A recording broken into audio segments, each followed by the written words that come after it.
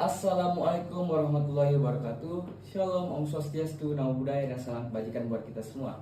Pada kesempatan kali ini, kami dari kelompok 10 Hukum Pelayanan Publik kelas E yang beranggotakan saya sendiri Muhammad Aib Syafiq, kemudian ada Putri Azaria Adinda Trisna, kemudian ada Muhammad Raihan, Redia Asdila Kardika, dan yang terakhir Fahrial Rizky Saputra akan memaparkan isu yang telah kami sepakati bersama, yakni analisis berita yang bertajuk Kemenhub buka mudik gratis dengan kapal laut pada tanggal 18 sampai 24 April tahun 2022. Baik, langsung saja saya akan membacakan latar belakang yang telah kami buat, yaitu aktivitas yang banyak dilakukan menjelang Hari Raya Idul Fitri, yakni dengan melakukan perjalanan mudik. Kementerian Perhubungan dengan ini telah memperkirakan eskalasi jumlah pemudik pada Lebaran tahun 2022 menjadi 85,5 juta pemudik. Angka tersebut didapat dari survei mudik Lebaran 2022 yang dilaksanakan oleh Batlikbang Kemenhub. Besarnya jumlah pemudik telah menimbulkan permasalahan yang tidak mudah dipecahkan. Permasalahan di setiap tahunnya yang ditimbulkan mudik adalah penyediaan layanan fasilitas untuk mendukung kelancaran mudik.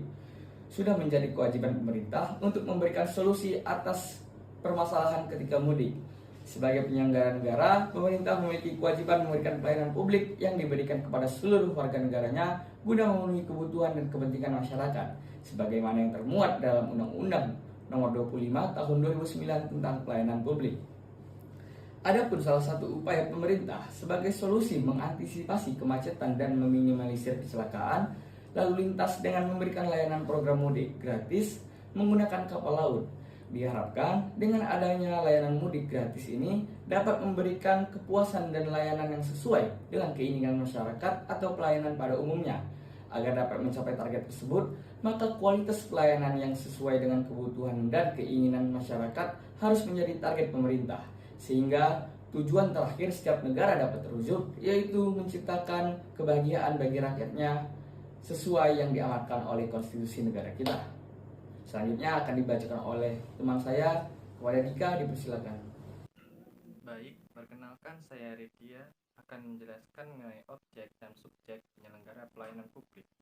Objek pelayanan publik berupa kegiatan pemenuhan kebutuhan pelayanan bagi masyarakat.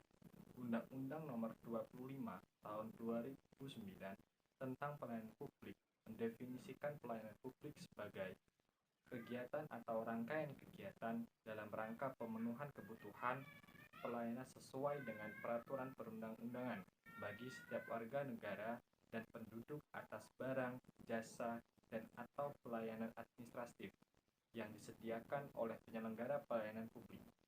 Pemerintah melalui Kementerian Perhubungan membuka program mudik gratis menggunakan kapal laut.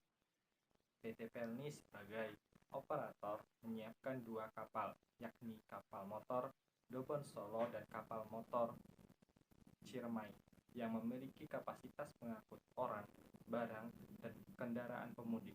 Kebijakan ini telah diatur dalam Surat Edaran Menteri Perhubungan Nomor 41 Tahun 2022 tentang pedoman pelaksanaan mudik gratis angkutan lebaran. Selanjutnya, subjek pelayanan publik, yakni penyelenggara pelayanan publik. Dikatakan penyelenggara pelayanan publik itu bisa dari institusi penyelenggara negara seperti eksekutif, legislatif, yudikatif, aparat militer, birokrasi pemerintah. Selain itu bisa juga dikatakan sebagai korporasi atau swasta, korporasi milik negara, dan publik. Lembaga independen yang dibentuk berdasarkan undang-undang untuk kegiatan publik dan badan hukum lain yang dibentuk untuk kegiatan pelayanan publik. Contohnya asosiasi masyarakat sipil yang berbentuk yayasan.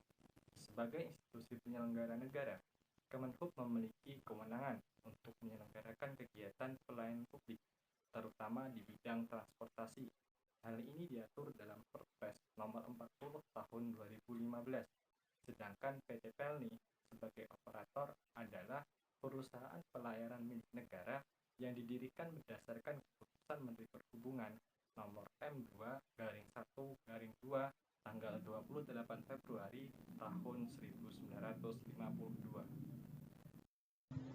Selanjutnya, saya akan menjelaskan tentang aspek keabsahan, efisiensi, dan efektivitas penyelenggara pelayanan publik oleh negara.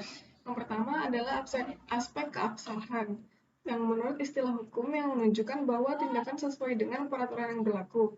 Terhadap uji legalitas terbatas pada penilaian apakah suatu keputusan mematuhi undang-undang dan peraturan serta asas-asas yang hidup dalam berpemerintahan. Terdapat 3 syarat yang harus dipenuhi tentang apakah suatu keputusan dapat ditegakkan dan dibenarkan secara hukum. Yang pertama, memiliki wewenang, terdiri atas materi, waktu, dan tempat. Yang kedua, menuruti prosedur yang telah ditetapkan peraturan perundang-undangan. Dan yang ketiga adalah substansi, artinya dalam bertugas pemerintahan tidak diperkenankan melakukan penyalahgunaan kewenangan, tidak boleh bertindak sewenangan, dan harus sesuai dengan AUPB. Dalam kasus ini, pelayanan jasa publik berupa program mudik gratis yang diberikan oleh Kemenhub didasarkan pada Surat Edaran Kemenhub Nomor 41 Tahun 2022, sehingga telah memenuhi aspek keabsahan. Lalu, dalam aspek efisiensi atau ketepatan tujuan adalah badan administrasi dapat meninjau keputusan dalam prosedur keberatan tentang efisiensi dan legitimasinya. Program mudik gratis menggunakan kapal laut selain bertujuan untuk memberikan fasilitas bagi masyarakat, juga dalam rangka mendukung kelancaran pelaksanaan kegiatan mudik, sehingga kemacetan dan kecelakaan lalu lintas dapat diminimalisir. Korlantas Polri mencatat ada 3.457 kasus kecelakaan lalu lintas, dan data ini turun 11% dibandingkan dengan tahun 2019. Berdasarkan kasus kecelakaan tersebut mengakibatkan 530 korban meninggal dunia, jika dibandingkan dengan tahun 2009 mengalami penyusutan hingga 40%. Hal ini menunjukkan ketepatan tujuan daripada keputusan pengadaan program mudik gratis. Lalu pada aspek efektivitas, menunjukkan bahwa tujuan yang dikehendaki dalam suatu kebijakan atau keputusan badan pemerintah telah terrealisasikan dan dampak sosial yang diinginkan dari kebijakan tersebut dengan kata lain benar-benar tercapai. Efektivitas menyiratkan bahwa hasil kebijakan sesuai dengan apa yang dimaksudkan dengan tujuan kebijakan. Adanya program mudik gratis menggunakan kapal laut berhasil mengalihkan kepadatan arus kendaraan di darat. Menurut PT Pelayaran Nasional Indonesia atau PELNI, operator utama kapal penumpang dalam negeri selama mudik 2022, armada perusahaan sudah mengangkut 3.325.713 penumpang. Sebelumnya, perusahaan plat merah itu memprediksi penumpang kapal pada musim mudik Lebaran tahun ini bisa mencapai 417.676 orang selama periode H-15 hingga H+15 Lebaran. Angka prediksi itu naik hingga 133% dibandingkan jumlah realisasi penumpang pada periode yang sama di tahun 2021. Dengan data ini, menunjukkan program mudik telah berhasil. Selanjutnya mengenai ruang lingkup dari berita tersebut. Ruang lingkup pelayanan publik dalam pasal 5 ayat 1 Undang-Undang Nomor 25 Tahun 2009 meliputi pelayanan barang publik dan jasa publik serta pelayanan administratif yang diatur dalam peraturan perundang-undangan yang mana meliputi pendidikan, pengajaran, pengerjaan dan usaha, tempat tinggal, komunikasi dan informasi, lingkungan hidup, kesehatan, jaminan sosial, energi, perbankan, perhubungan, sumber daya alam, pariwisata, dan sektor strategis lainnya.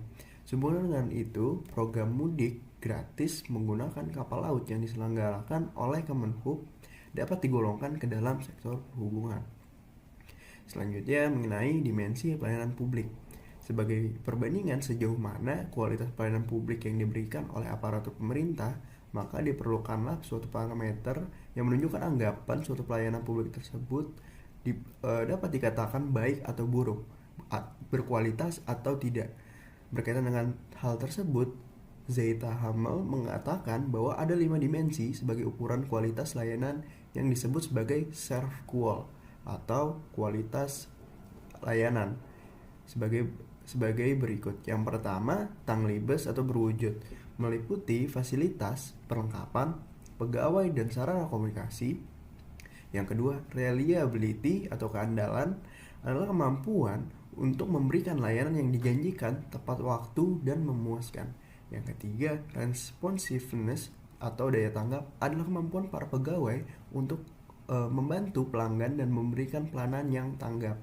Keempat, asuransi atau jaminan meliputi kompetensi, kesopanan, tidak ada resiko dan keraguan. Yang kelima, empati meliputi kemudahan membangun komunikasi yang baik dan memahami kebutuhan para pelanggan. Selanjutnya, klasifikasi barang dan jasa publik. Barang dan jasa publik adalah barang atau jasa yang memiliki rivalitas dan excludability atau excludabilitas yang rendah. Rivalitas yang rendah berarti beberapa barang atau jasa yang sudah dikonsumsi oleh individu tidak akan habis dan masih akan digunakan terhadap individu lain tanpa mengurangi manfaat dari barang atau jasa tersebut dan kepuasan individu yang menggunakan nantinya. Sementara implikasi eksklusivitas rendah sulit bagi produsen atau pemilik suatu barang atau jasa untuk melakukan upaya guna menghalangi banyak orang untuk dapat menikmati barang dan jasa yang mereka hasilkan, karena biaya untuk menjaga individu lain tidak dapat menikmati barang atau jasa yang menghasilkan jauh lebih mahal dibanding keuntungan yang akan mereka peroleh. Nah, jadi jika ada barang atau jasa yang memenuhi kedua karakteristik tersebut, maka disebut barang atau jasa publik. Dengan kata lain, barang atau jasa publik dapat dikonsumsi secara bersama-sama atau joint consumption. Berbeda dengan barang dan jasa yang memiliki karakter berupa ukuran eksklusivitas dan rivalitas yang tinggi, maka barang atau jasa tercantum dalam kategori barang atau jasa private. Cara konsumsinya disebut dengan individual consumption. Di antara dua macam barang dan jasa tersebut, terdapat barang dan jasa yang disebut barang dan jasa semi-private, yaitu barang dan jasa yang mempunyai karakter tingkat eksklusivitas tinggi namun rivalitasnya rendah. Sementara barang atau jasa yang eksklusivitasnya rendah tapi rivalitasnya tinggi disebut sebagai barang atau jasa semi publik. Jasa pelayanan mudik gratis menggunakan kapal laut dipersiapkan oleh pemerintah melalui PT Pelni dengan menyiapkan jumlah 2 armada kapal yang kapasitasnya dapat menampung kurang lebih 1.250 unit motor dan 2.500 penumpang. Dengan jumlah sebanyak ini, masyarakat dapat memanfaatkan layanan ini secara bersama-sama atau joint consumption, sehingga dengan ini program mudik dapat diklasifikasikan sebagai jasa publik. Selanjutnya akan dijelaskan oleh rekan saya. Baik, selanjutnya saya Raihan akan menjelaskan mengenai spektrum pelayanan publik. Pada tabel di samping memperlihatkan luasnya spektrum pelayanan publik yang timbul dari munculnya fenomena barang atau jasa publik. Gambar tersebut menunjukkan bahwa di paling kiri adalah barang atau jasa publik yang murni memiliki karakteristik tidak dapat diproduksi oleh sektor swasta karena adanya free rider, non-trivially, non-excludable, dan cara mengkonsumsinya dapat dilakukan dengan secara kolektif. Free riders itu adalah mereka yang menikmati barang publik tanpa mengeluarkan kontribusi tertentu, sementara sebenarnya ada pihak lain yang berkontribusi untuk mengadakan barang publik tersebut. Lalu selanjutnya ada non-trivially. Non-trivially itu adalah penggunaan satu konsumen terhadap satu barang tidak akan mengurangi kesempatan konsumen lain untuk juga mengkonsumsi barang tersebut. Setiap orang itu dapat mengambil manfaat dari barang tersebut tanpa mempengaruhi manfaat yang diperoleh oleh orang lain. Apabila kita meninjau kembali peristiwa yang menyangkut hal ini, dapat dikaitkan dengan pelayanan mudik gratis dengan kapal, maka program mudik gratis termasuk dalam spektrum pelayanan transportasi umum. Selanjutnya mengenai parameter kualitas pelayanan publik. Kualitas pelayanan dapat dikatakan berkualitas ataupun tidak didasarkan pada penilaian dari pelayanan yang diberikan. Parameter kualitas pelayanan publik dilakukan dengan melalui survei kepuasan masyarakat kepada pengguna layanan dengan mengukur kepuasan masyarakat pengguna layanan. Hasil survei di sebelah adalah contoh dari kinerja pemerintah dalam menyelenggarakan dan penanganan arus mudik. Dapat dilihat bahwa 12,6% masyarakat menunjukkan sangat puas terhadap kinerja pemerintah. Sedangkan yang paling tinggi adalah 61,2% yaitu menunjukkan cukup puas. Hasil ini menandakan adanya 13 survei telah memberikan parameter kepada masyarakat untuk mengetahui kualitas pelayanan mudik yang diberikan. Selanjutnya saya akan menjelaskan mengenai tujuan dan esensi pelayanan publik. Tujuan pelayanan publik pada dasarnya untuk memuaskan dan memenuhi kebutuhan sesuai dengan keinginan masyarakat pada umumnya. Untuk mencapai hal tersebut, perlu diberikan pelayanan yang berkualitas. Pelayanan adalah tugas utama yang esensial dari citra aparatur sebagai abdi negara dan abdi masyarakat. Sedangkan esensi, menurut Den Hart, inti dari pelayanan publik ini adalah A. Melayani warga negara bukan pelanggan. Yang kedua, utamakan kepentingan umum. Yang ketiga, menghargai warga negara lebih dari pengusaha. Yang keempat, pemikiran strategis dan tindakan demokratis. Yang kelima, sadari bahwa akuntabilitas tidak mudah. Yang keenam, melayani daripada mengendalikan. Yang ketujuh, menghargai orang lain bukan hanya produktivitas. Kesimpulannya, jika tujuan dan esensi pelayanan publik dapat terwujud, maka tujuan akhir setiap negara dapat tercapai untuk menciptakan kebahagiaan bagi rakyat atau bonum publicum, common good, commonwealth. Selanjutnya akan dijelaskan oleh teman saya. Selanjutnya, saya akan menjelaskan mengenai model usulan dan inovasi penyelenggara pelayanan publik berdasarkan kompetensi profesionalisme pelayanan publik. Seiring dengan perkembangan era transformasi digital yang telah mengubah pola dalam segala aspek kehidupan, yaitu dengan menerapkan teknologi digital, maka untuk memberikan pelayanan publik agar sesuai dengan perkembangan zaman, dibutuhkan model usulan, solusi, dan inovasi prosedur pelayanan dan penyelenggaraan pelayanan publik. Melalui capacity building, diharapkan kebijaksanaan institusi dan struktur mampu beradaptasi dengan kondisi lingkungan yang penuh dengan ketidakpastian dari perubahan itu sendiri. Untuk meningkatkan capacity building, maka dibutuhkan instrumen dynamic government, yakni cara pengambilan keputusan yang sesuai dengan koridor hukum dalam merespon kondisi atau lingkungan yang selalu berubah dengan rujukan yang bersifat inovatif, yaitu dengan bertindak cepat dan adaptif. Dalam hal ini, Kemenhub telah menunjukkan keberhasilannya dalam menerapkan instrumen dynamic government. Hal ini terbukti dalam menghadapi perubahan yang ada dengan memanfaatkan kemajuan teknologi. Salah satunya jauh hari sebelum program mudik dimulai, Kemenhub telah membuka pendaftaran melalui laman mudikgratishub.depdebut.go.id. Pada laman web ini, pemudik dapat melakukan pendaftaran, kemudian calon pemudik dapat mencetak etiket. Dengan begitu, peserta mudik gratis 2022 dapat melakukan perjalanan sesuai lokasi pemberangkatan, serta dengan tujuan sesuai nomor bus tanpa harus antre lagi di loket. Hal ini tentu akan menghindari dari calo yang memanfaatkan momen lebaran ini dengan menjual tiket dengan harga yang tinggi. Baiklah, yang terakhir, saya akan membacakan dan mempresentasikan kesimpulan yang telah kami sepakati. Kegiatan pelayanan publik telah diatur pemenuhannya berdasarkan regulasi yang dibuat oleh pemerintah dengan tujuan utamanya untuk memenuhi kebutuhan dasar dan kesejahteraan masyarakat. Program mudik gratis ini menggunakan kapal laut merupakan upaya pemerintah untuk memberikan layanan jasa guna memperlancar tradisi mudik pada negara kita. Program ini telah sesuai dengan unsur keabsahan, efisiensi, dan efisien, serta telah memenuhi dari setiap ruang lingkup, klasifikasi, spektrum, parameter, tujuan, dan esensi penyelenggaraan pelayanan publik oleh negara.